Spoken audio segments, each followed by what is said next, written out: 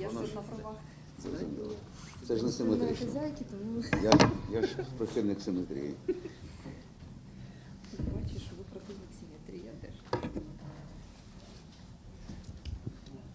Зараз буде трансляція.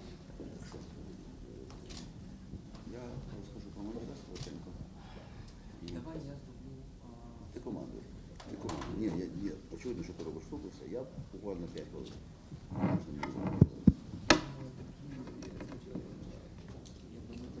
Чи будемо мінятися?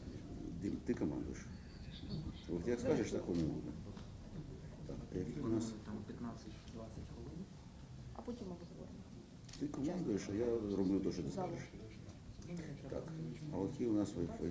Хто пам'ятає? Укрінформ маленький. Укрінформ. Пароль. Так. Маленький.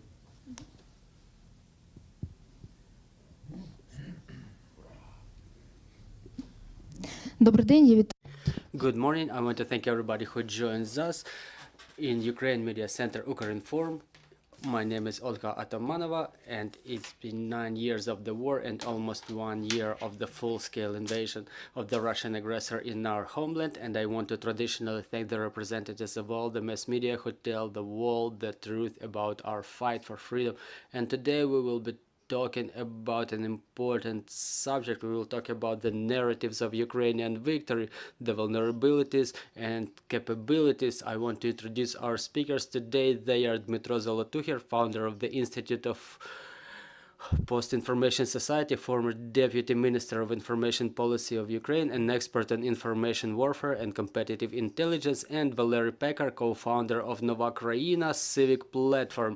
So, Mr. Dmytro, I know that recently you gathered about 30 experts in the area of communication who worked on development or were involved in development of narratives you're presenting today. Our colleagues from Media Center were honored to get involved in this process. So in brief about the work on this development, and then we will proceed to the presentation of the narratives themselves. Thanks for joining everybody. Thanks for joining here and online. The civil organization Institute of Post-Information Society is implementing a project supported by European Foundation for Democracy Support, and the goal is to subject that we work on is implementation of the open source intelligence, the methods related to the work with the open data, the implementation of those methods in government work, how this data can be used, and another area of our work is the development of crisis communications. So it's communication with different target audiences of ours, including the Western, the so-called fact-based approach. When we gather facts, we gather data and information about some circumstances and phenomena in the world of misinformation and propaganda, in the world of war, and about the Russian Federation itself, what should be done to it further on, and then we communicate that information to those who take decisions important to us. So we hold one of our events here at Ukrinform, and I want to thank Valery Pekar for moderating that event, and he helped us formulate the tasks which we set in front of us. So I would like to say that it's his quotation that we were working on during our event, that we are in the first postmodern war in this world. What it means, in my opinion, in very close proximity, that there is a real war in the real world and there is a war in the virtual world. So talking about the war in virtual world, I will not talk about communication issues, but I usually include into my students in Kyiv Mohyla Academy, I say that Ukrainian war for independence, for freedom, that is going on against the Russian Federation, it has a soundtrack. Andriy Khlivnyuk, who joined a unit of National Patrol Police, he sang a song Червона Калина, which became our anthem within year 2022. Recently there was a song by Anti-Tila band, The Fortress of Bakhmut. It became very popular, everybody heard it, and it means that in the information space the war is not only war of arms but the war of emotions, and this is the essence of the postmodern war, where information factors mean way less during certain moments than the events going on in reality. So the decisions taken by our Western partners are based on what the target audiences of the Western countries think about Ukraine, about Ukrainian war, those who articulate their demand to the politicians of the Western world. And our enemy is not quite catching up, but they're trying, and we may talk about this in the light of the yesterday's event in Luzhniki Stadium, which was opened with the song I Am Russian, sung by Shaman. And there is a lot invested in this song. I follow this performer, how he's supported by the budget funds within the last 12 months. Obviously that song was created for those investments, and it sounded after the Putin's address, New Year address to the Russians, when everybody raised their cups, and that song started sounding, and that singer, he goes along the front lines and he sings this song I Am Russian. So the utilization of memes is also present there. There are t-shirts popping up saying I passed my Russian exam for a C. I got C on my Russian exam. So our goal is achieved in the real world using the measures of information influence. There are 4 categories of topics that we discussed during the mapping on narratives of Ukrainian victory. So they are described in this slide. The acquisition of a necessary number of weapons for liberation of all the captured Ukrainian territories, and coming into internationally recognized borders, and acquisition of a necessary amount of financial resources, including blocked Russian funds abroad, political resolutions on exclusion of Russian Federation from world political process, global political process. As you may know, today in the Wien there will be one of these Wiener balls, where the Austrian intelligentsia is invited to, and there is a fight around it to participate in that ball in that venue of Austrian Castle of Hofburg.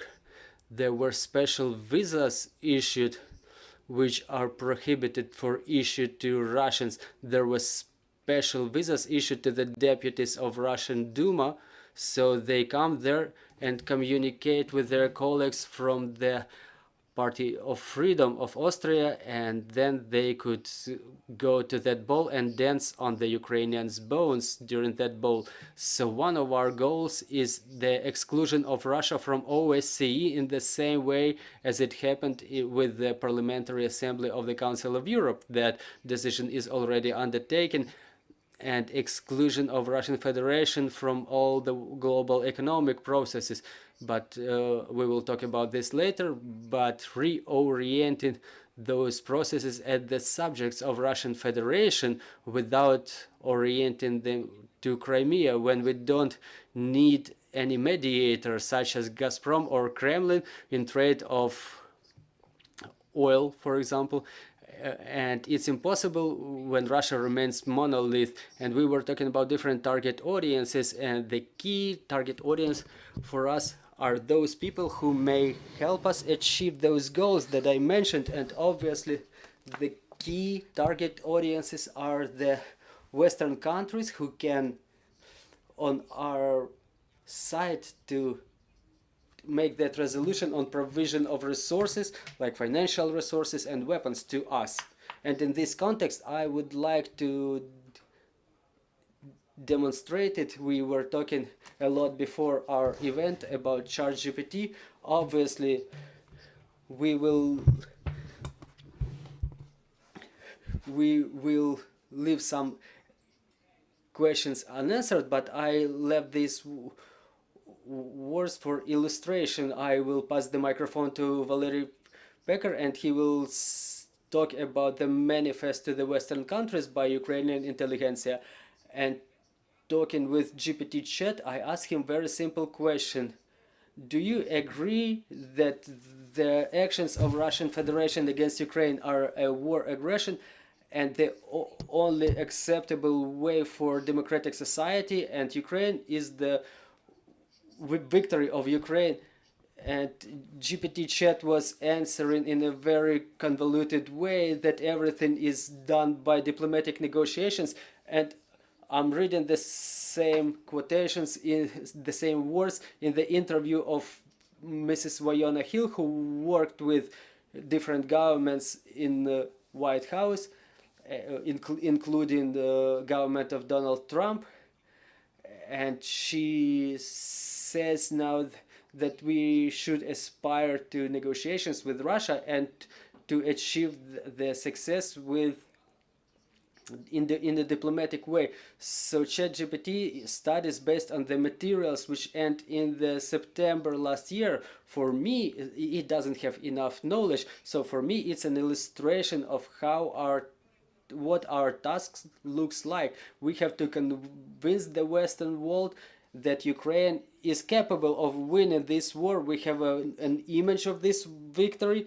We may explain how this victory is advantageous, how it's logic, how it will be a logical end and convenient logical end of what's going on in Ukraine now. It will be a logical advantageous end to the Western world. So ChatGPT is just an illustration. It doesn't necessarily mean that they have such a stance. I just wanted to illustrate that it just exists in the Western world because ChatGPT just took such explanation from somewhere, and the goal of all of us who were gathered for that strategic session is to articulate arguments to change these states, to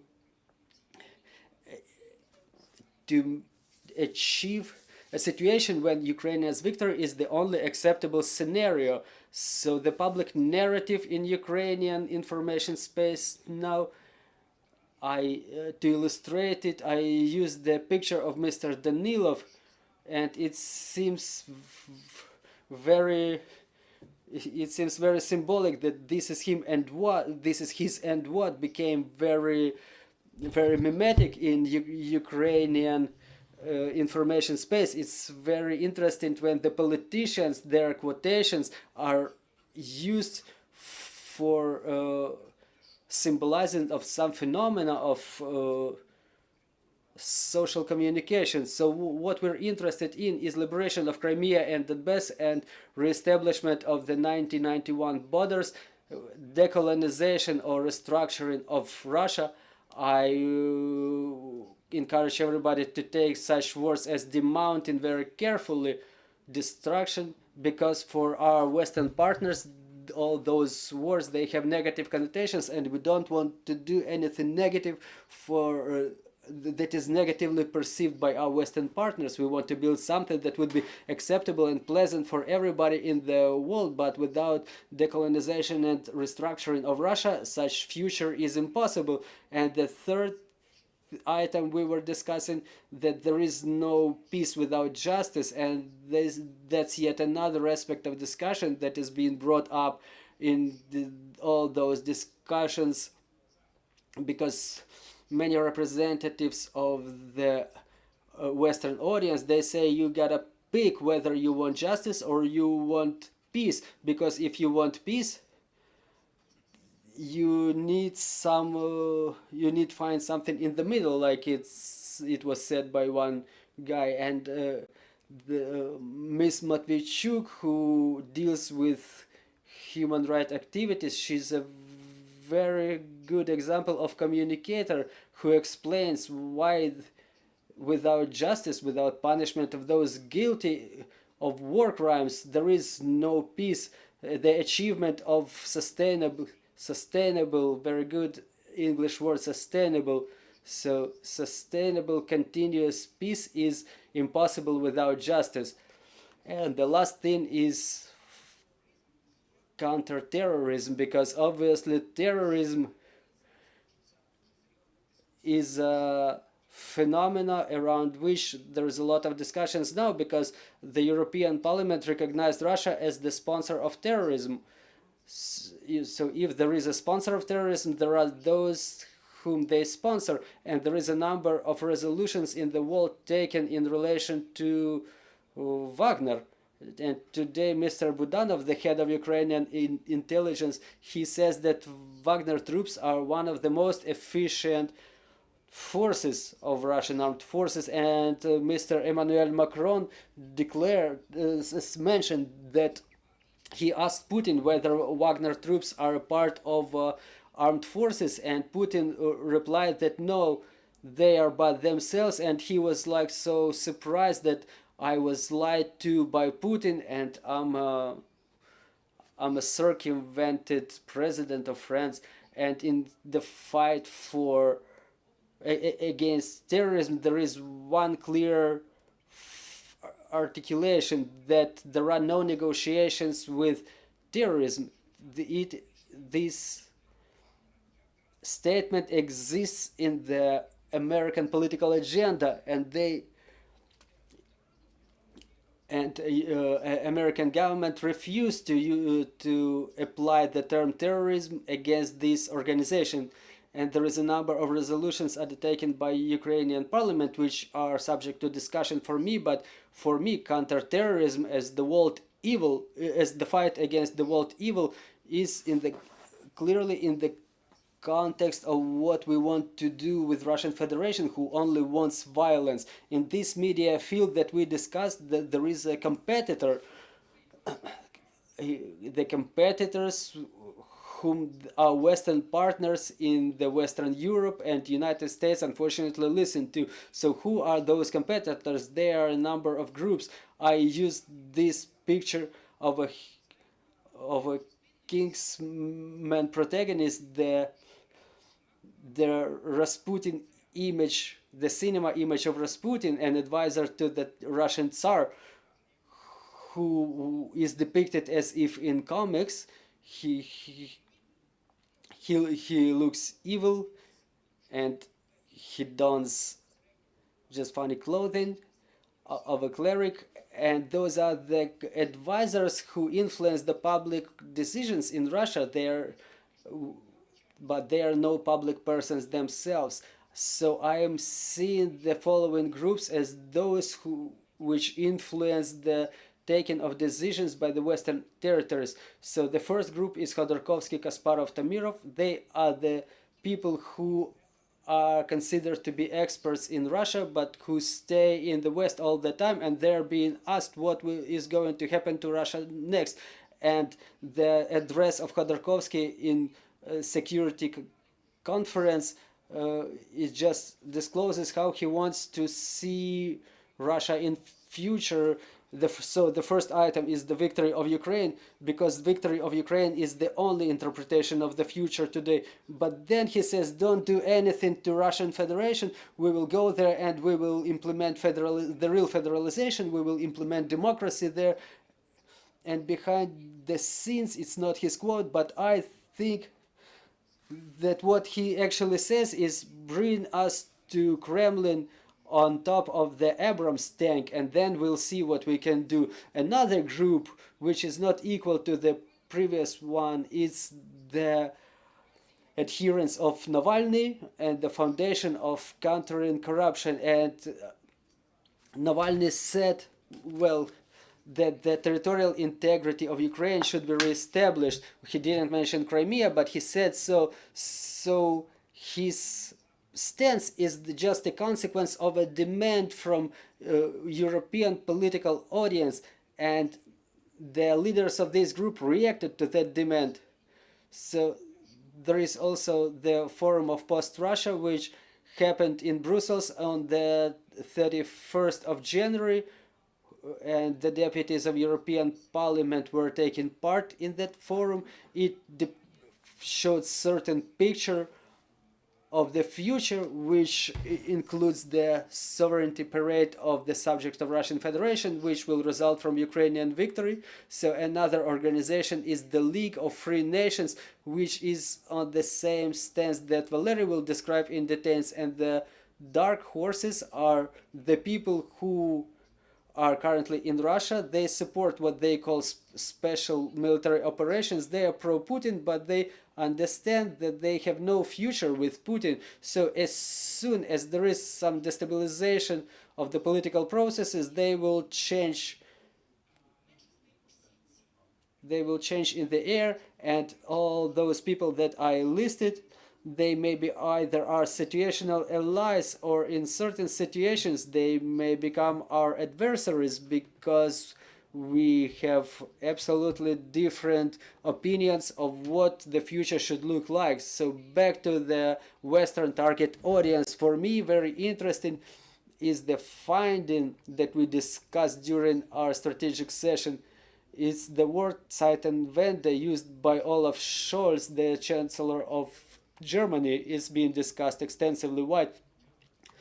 And in our opinion, it's very interesting to ask the Europeans themselves what is Zeitenwende. Let's talk more about that. Let's talk more about this. So it's some boundary that we crossed. If you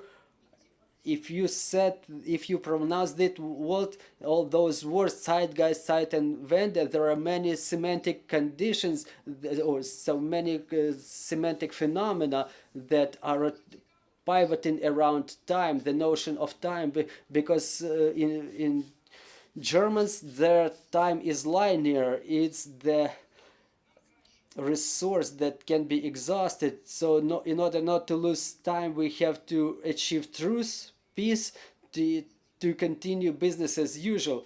If we talk about Ukrainians, for us the time is cyclic. We understand, it's clear to us that if now we don't find a final solution to this matter of Ukrainian victory, in some period, maybe 5, 7, 30 years, we will get back to the same point of war with Russia. So we're not satisfied with that solution. And we have to understand, we don't have to blame Germans for their approach to reality. We need to find arguments so that we can explain what's the difference in our approach to reality and their approach to reality.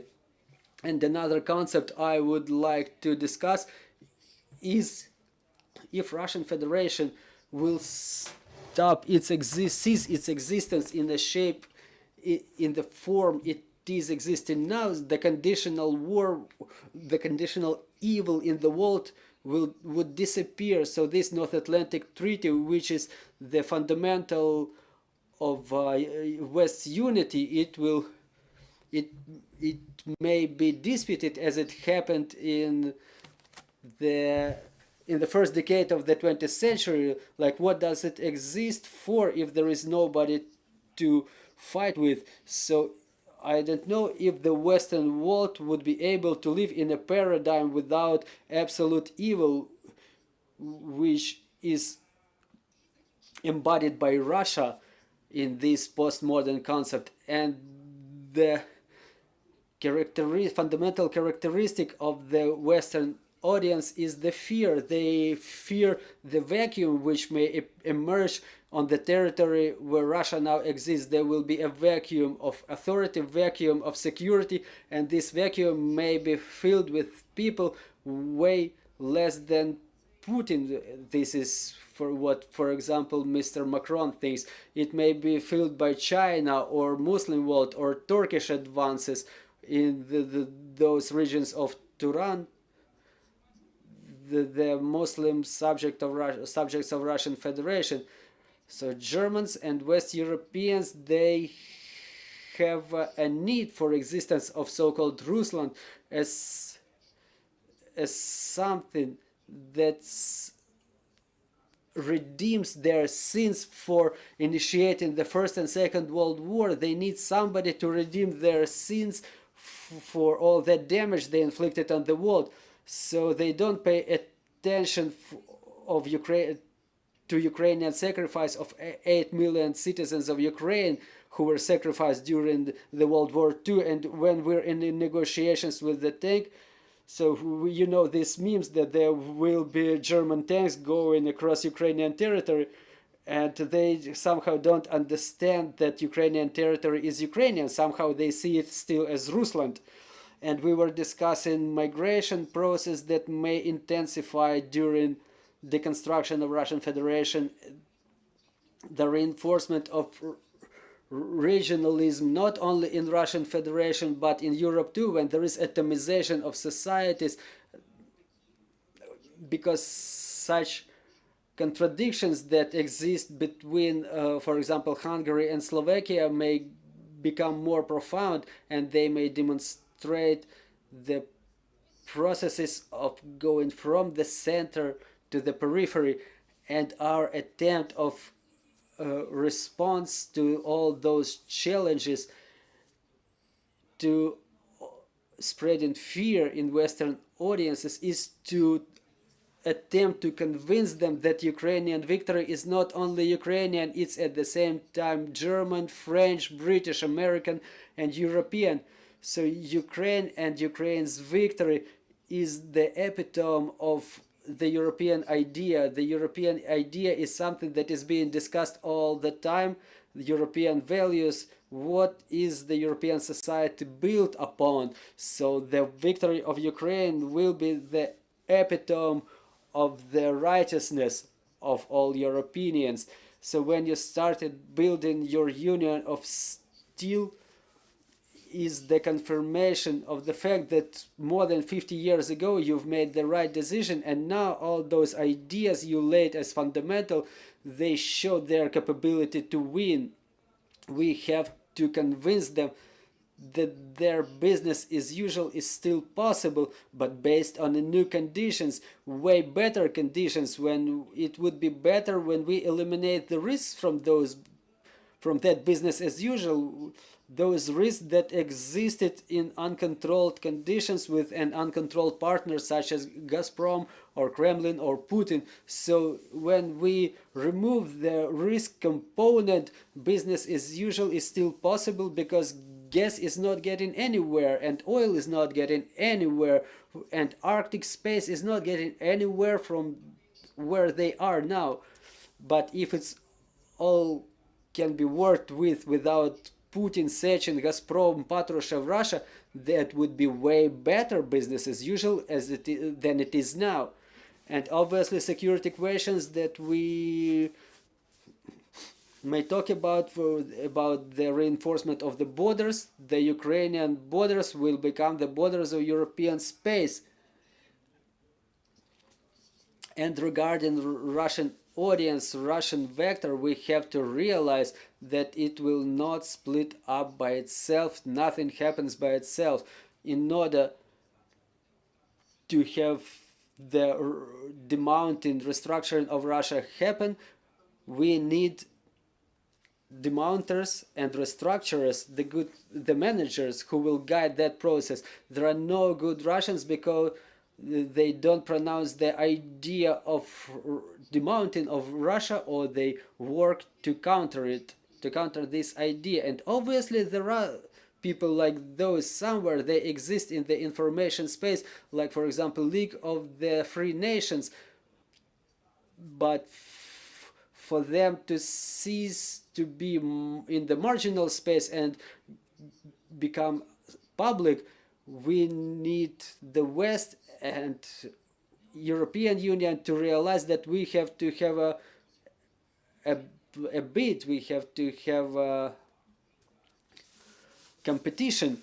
And in fact this movement already exists, and and Ukraine is a part of this movement, but it should be formalized.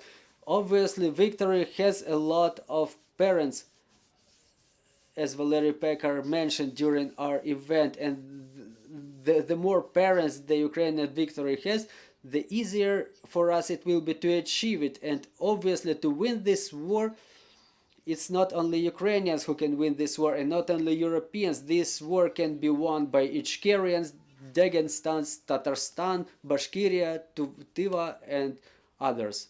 Just a second, I apologize.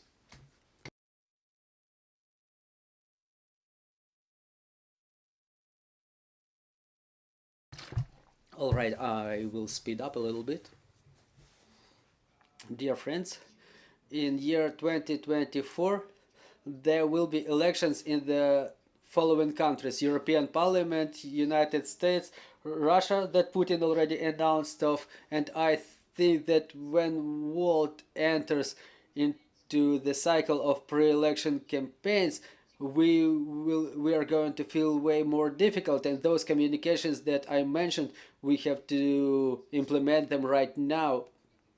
How it can be done, Valery Pekar will tell us about that. Thank you. Well, looks like Russians are already greeting us. Well, they found out about that brilliant address by Dmytro, and they decided to greet him. Well, dear friends, I didn't want to say about how to send some specific messages to Western audiences. First of all, good morning. Thanks everybody for attending, because I thought that usually the floor is empty during events like this, and it's only in the news of the esteemed Ukrinform the right news that something like that happens. Well, I would like to stop at a couple of things. We can talk about decolonization, and we can watch for a very long time on the flames above Kremlin. So just a couple of key things. First, the world atmosphere needs the picture of the post-war world. Until there is no picture of the post-war world, the war cannot be over. It influences the current aid to Ukraine with diplomatic efforts, finance, and weapons. It influences the plans about accumulation of funds for renewal, recovery of Ukraine. It influences reparations, justice, everything. As long as there is no picture of the free world, the war will be on.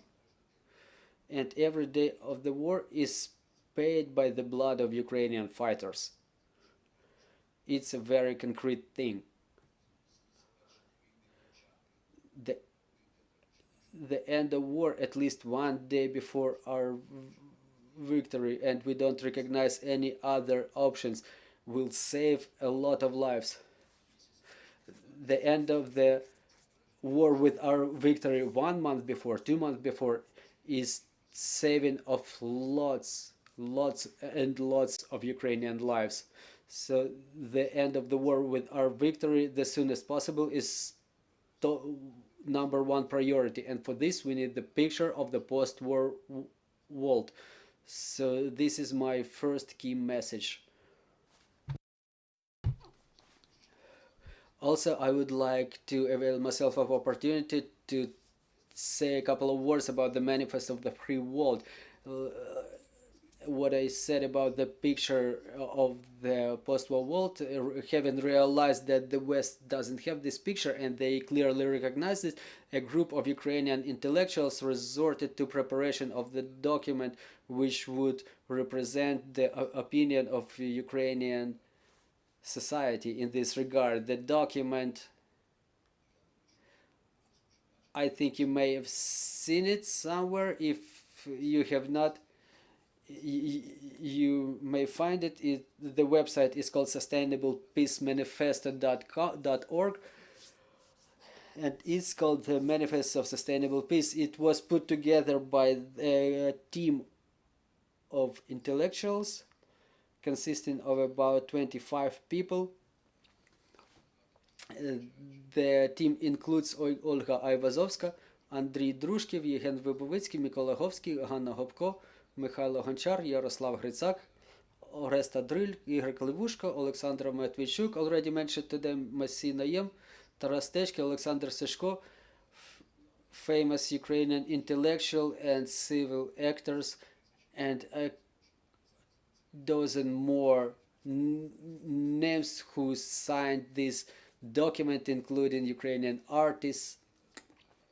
And the idea of the manifesto was to demonstrate to the West and to the Ukrainian society and our allies in the West and our allies in the Russian Federation the picture of the post-war world. We understand that the reestablishment of the borders of 1991 is not the victory of Ukraine.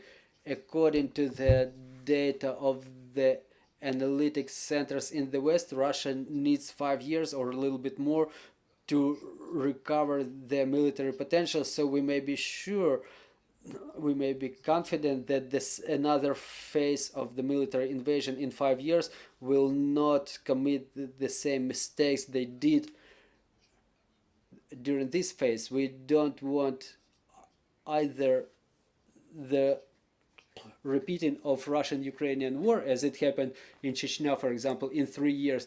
We don't want our children to go to war in a generation, to go to war with Russia. What's our victory? To understand what our victory is, we need the classics of the strategy. Classic of the strategy Engelgard is the peace better than the previous one. So the reestablishment of 1991 borders is the same world, the same peace. So our victory is when Russia can threat Ukraine no more. This is the only Ukrainian victory. And obviously the victory of Ukrainian armed forces or in the battlefields will be a fundamental of such a victory, but it will not be enough. Such victory is ensured by the armed forces in the battlefields on one hand, and irreversible changes in Russia itself on the other hand. So that's going to be our victory, and this victory is described in the manifesto. I will not describe the document in full, but I encourage all the journalists, everybody who has access to our broadcast today on the 4th of March, in Mistetsky, I invite everybody to Mistetsky Arsenal. The collective of authors will present this document and discuss it in full. I will just stop at structure of the document. The key message is peace and justice should be happening together. You cannot ensure peace sacrificing the justice and the other way around. So it's about justice and sustainable peace. Sustainable, as Dmytro already mentioned. The first section is justice. It includes 4 subsections: punishment for crimes. The document is quite motley. It has humanitarian, diplomatic, energy sections, political sections, and some science fiction. Oh, it's fantastic that it was prepared within such a short period by such an extensive collective. So there are 4 key sections: punishment for crimes, reparations, isolation and exclusion of Russia and decrease of its role in international organization. And 4th is more concrete items such as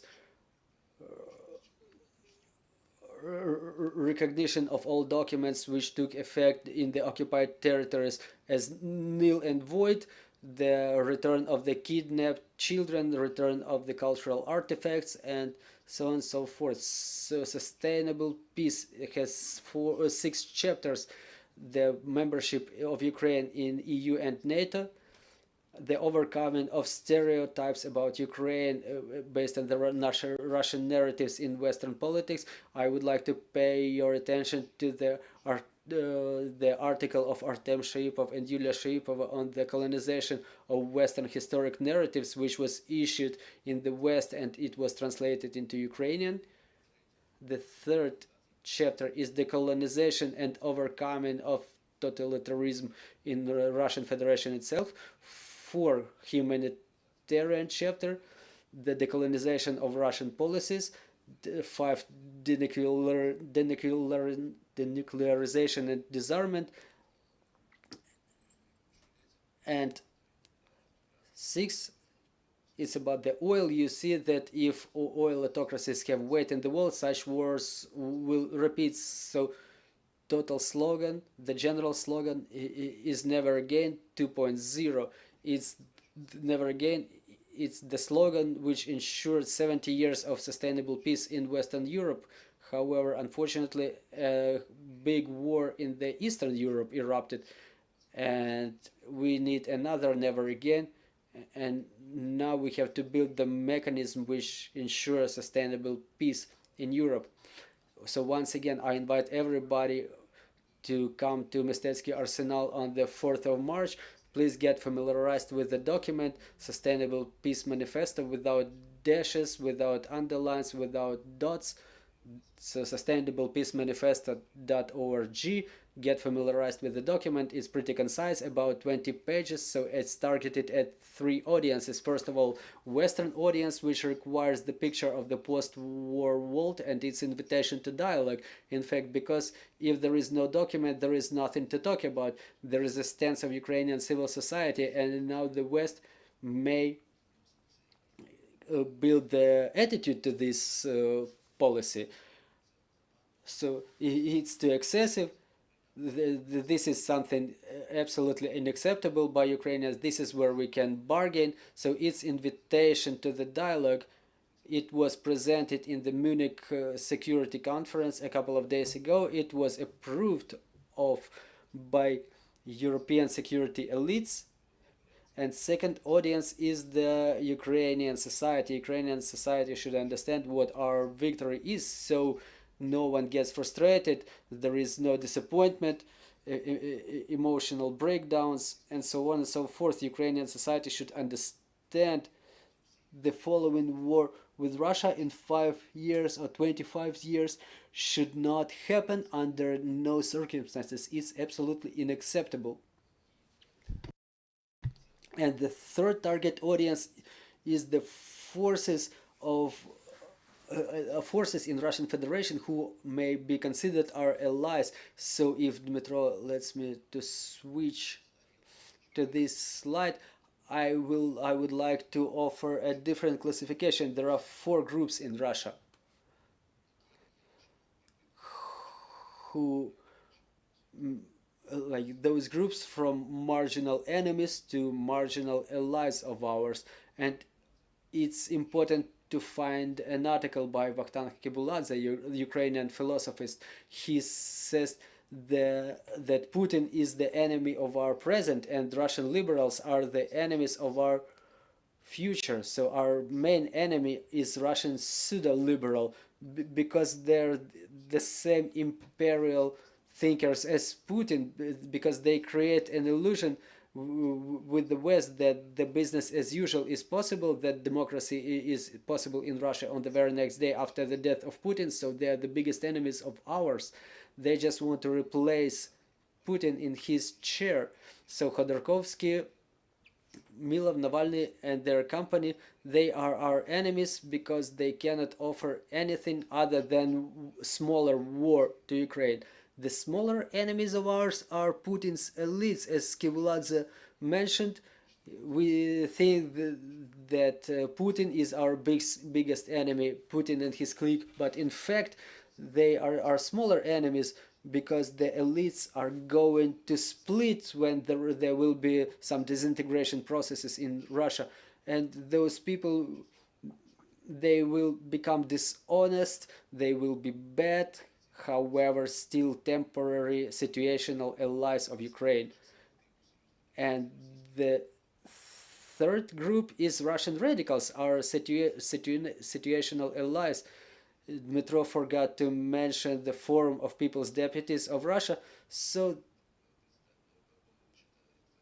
those are the people who quote the chair of China, Mao Zedong, who said that the gun bores the power, and they say we can use a little bit of power to make things better.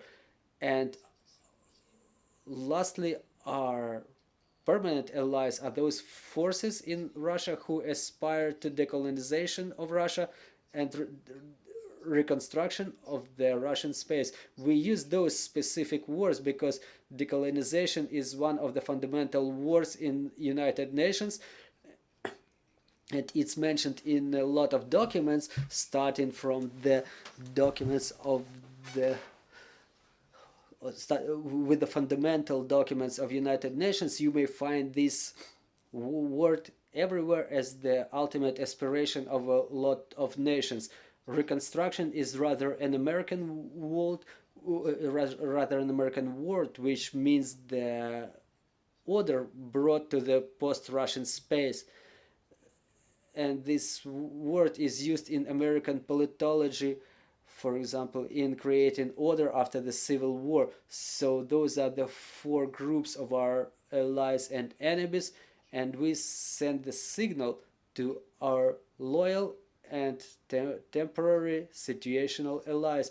The loyal ones are those who aspire to decolonization, the liberation movements, regional movements such as Ingria, mentioned already, and I hope that those who did not see Oxymoron, probably they've seen Masanya, the last episode, and it's a big victory of the Ingria movement now that all of Russia knows about them. So this is our third target audience for our manifesto. Why? It's very important. I will say the last couple of words. I will wrap up shortly. It's important to consolidate the position of Ukrainian state in terms of its strategy against Russia. There is no such strategy for the time being. We have a number of brilliant political and state leaders who once in a while they say very right, very beautiful things. You may read the addresses of the president, you may listen to the secretary of SNDC, our key minister, but you may be fond of them, but there is no strategy with regard to Russia, and our allies wait for this stance to emerge. The West waits for it. Our allies in the Russian Federation wait for it. The West says that we cannot articulate our stance when Ukrainian stance does not exist. So any stance which is not accepted by Ukrainian society, Ukrainian state, will not be accepted. So it's time for the Ukrainian state.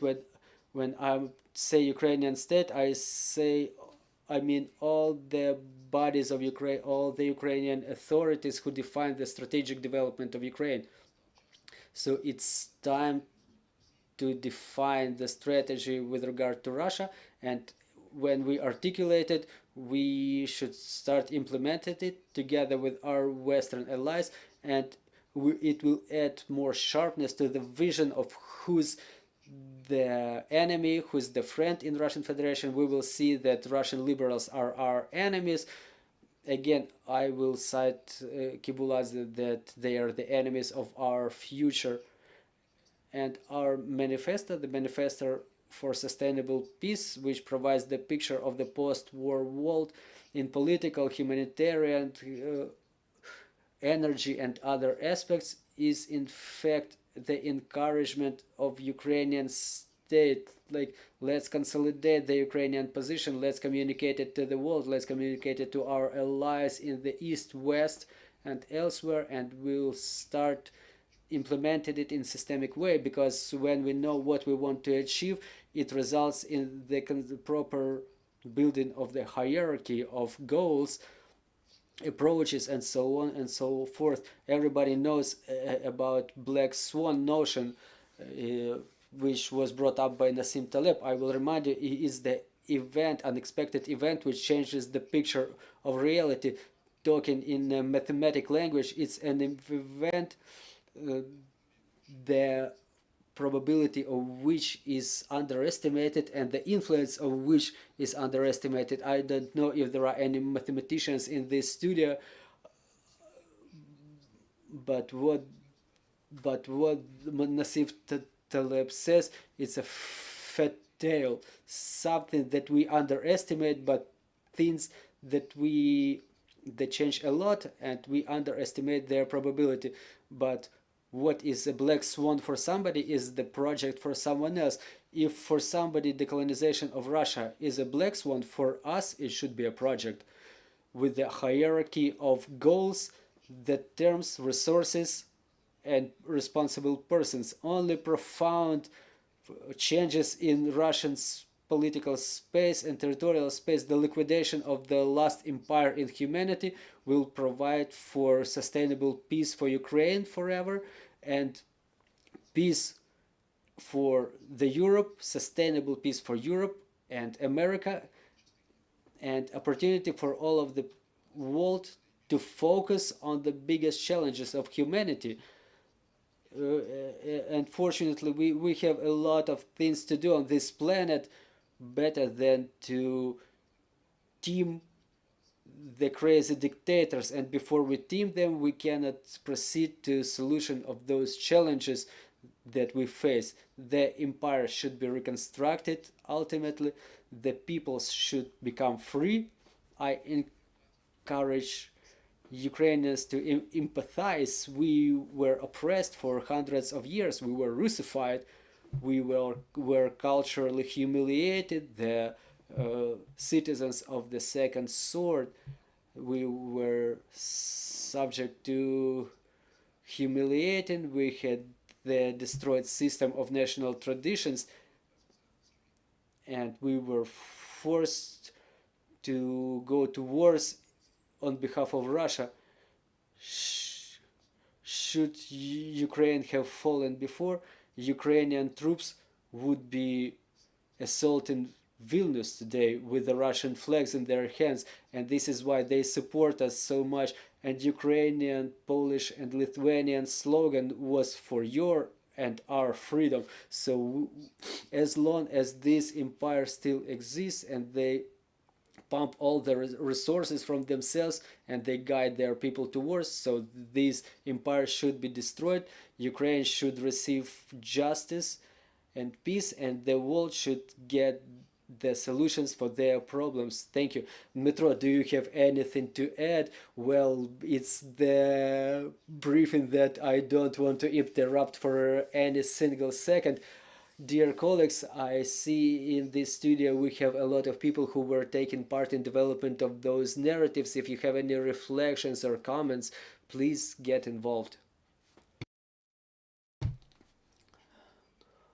Good morning, the professor of the chair of global security of Kiev Taras Shevchenko University.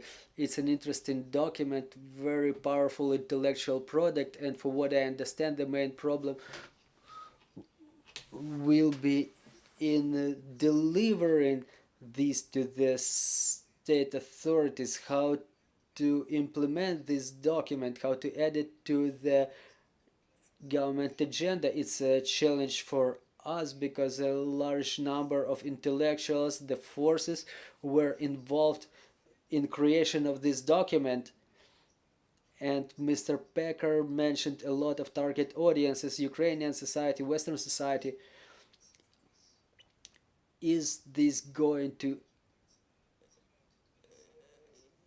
if Ukrainian government will ever become a target audience for this document, so that it becomes a guide for them? Ms. Arena, thank you. Everybody who needed to read this document, they already read it. But the implementation of this strategy is a strategic decision taken by the top-level government officials jointly. So some process is underway there, apparently. We can see by we can evidence it by the yesterday's address of the president. I follow all his addresses. Dmytro may say probably more about that, but we've heard some quotations, some statements which seem more drastic compared to his previous statements.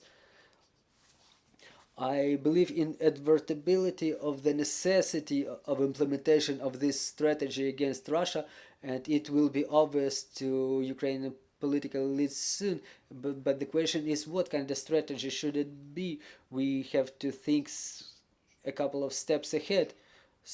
Anybody who played chess or Go or good strategic games with a branched tree of decisions, there are people who count, for example, those who count 7 steps ahead usually takes over those who count 3 steps ahead. And I want to add with the traditional joke about one Ukrainian who chopped the trees in the forest with the blunt axe. He needed log for urgently, but he had no time to sharpen his axe. So this is happened when this is what happens when you don't have a strategy. He got heated, obviously, but we don't know how much he chopped. So we need the strategic vision of what is gonna happen after the war. I will remind you, the world is not bipolar, it's multipolar, or like Giselle Borev said, there are countries which build their strategy many years ahead, like China, Japan, Saudi Arabia, and many others. We were forced to become big players. We never dreamt about Ukraine being in the headlines. We didn't ask it from St. Nicholas. This dream about the powerful brand of the country, and we wished everybody to think Ukrainian. But again, be afraid of your dreams. We were delivered this present in a package which is very painful and destructive and bloody. And now that we're where we are, we have to respond to the challenges that we face. We have to understand that we are one of those countries, Ukraine, one of those countries whose vision will be laid fundamental to the post-war world. We don't have either institutional nor financial resources to take this place in the world, but we have intellectual resource for that. Thank you. Dear friends, if you have any more comments, please be encouraged. We've heard some fundamental things here today that we need to think through, and maybe it will be a record that we will be able to review again and again and cut it into quotations. I really appreciate this powerful conversation. Thank you. I would like to announce our next cooperation, our next collaboration with our colleagues. On this slide we will present, if we reach an agreement, I think we will present the report of the open source intelligence in civil and state activities. So we were talking about how to communicate, to implement that work for the strategy. We need some fundamental data, and we will talk about how a state may benefit and get advantages using the technologies of work with the open data, which is a part of our project. And this is how we will systemically offer many multi-step solutions on this way. Thank you. Thank you, Valery Pekar, Dmytro Zolotukhin. Thank you, dear colleagues, for interest to this topic, and we continue working on our victory. Glory to Ukraine. Glory to the heroes.